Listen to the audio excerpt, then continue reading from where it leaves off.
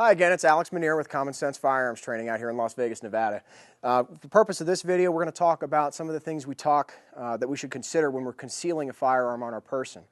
A lot of times people will go through the concealed carry course, and most of the questions really come up as to what's the best way to carry, what gun should I carry. The gun consideration, that's kind of its own argument, but what I will tell you is that you need to identify that first. Once you've got the gun you're going to work with, then you need to start thinking about how you're going to conceal it.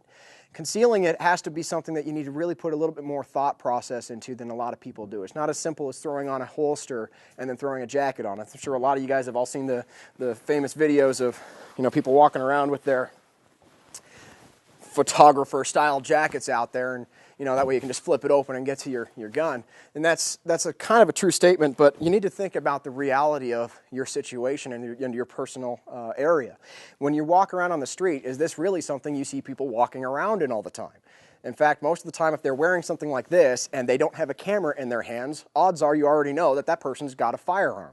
So it might not be the best opportunity or the best option to necessarily go with simply an overgarment.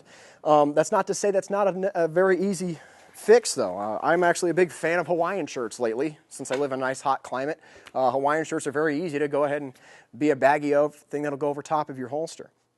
But when you go to pick your holster, you need to consider a couple of things. Okay, the holster itself needs to have enough retention to it to make sure that the gun's not just going to literally fall out of your pants if you end up in some sort of an obscure possibility. Remember that the reason you're carrying a firearm is to protect yourself against possible harm.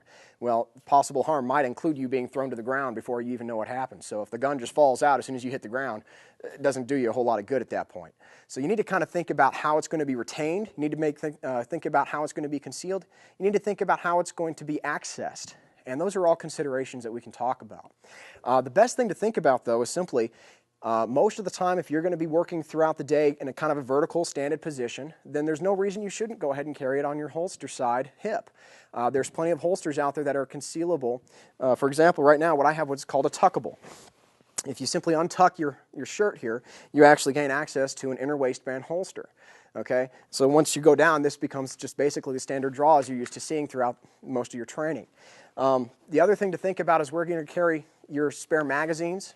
Sometimes people don't think about that. If you're going to carry a semi-automatic, it's probably a good idea to carry a spare magazine as well, simply because of the fact a lot of the drills that we actually incorporate and we talk about is after we have to engage a target, one of the things you should think about is topping off your ammo in case there's multiple threats. Another thing to think about is if you have a malfunction of some kind that turns out to be a catastrophic malfunction and you actually have to just clear the gun entirely out, retaining the magazine might be something that becomes a little bit more difficult. So sometimes it's better just to clear the whole thing out, get rid of that mag altogether, take a fresh one, reload, and get back into the situation.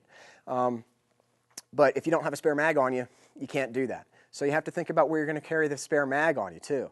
For example, a lot of the times when you see people wearing these kinds of cargo pants, they actually have inside of them little pockets that keep this vertical inside of the pocket. There's actually a little couple of slits in there. Something else that you can put in there, simply since you got a slit, is you can keep a flashlight. Okay, so there's things that we can actually kind of game plan out ahead of time to help increase our ability to be proactive in a life or death situation. And then the other thing you really need to think about is, as I'm producing this self-defense situation, is there going to be something else I need to consider? For example, can I get to my gun with one hand if I've got my child next to me and I have to grab hold of him and make sure that he's getting out of there while I use the gun to make sure that we're safe? So there's a lot of things that you have to kind of think about ahead of time. The best thing I can tell you is game plan it out. We teach a lot of times that we have to kind of visualize what our training is going to be, what your threat is going to be, and remember that there is no perfect solution. There really isn't. Sometimes carrying a concealed on your ankle will work out better for you depending on what position you're in when you get into a threat. So you have to really kind of go through what scenarios, game play it out. Just like in baseball when you're sitting there waiting for the ball to get hit to you and you're waiting to see, okay, if the ball comes to me, here's what I'm going to do. Game plan out a few scenarios ahead of time and say, if this happens, then I should be able to do this. Or if this is going to happen, then I should be able to do that. Pretty simple about that. So those are the things to kind of think about when you're picking your concealed garment. The other thing you're going to have to really obviously go into, we're not even talking about it in this video, but women, totally different scenario. They have different body types, different wardrobes. And then obviously your climate is going to affect what kind of wardrobe you've got. So those are all things you need to actually be taking into consideration before you actually strap one on and head out the door. So with that in mind, we want to thank you for taking your time. Again, this is Alex Manier with Common Sense Firearms Training. Remember to get out, get educated, and be safe.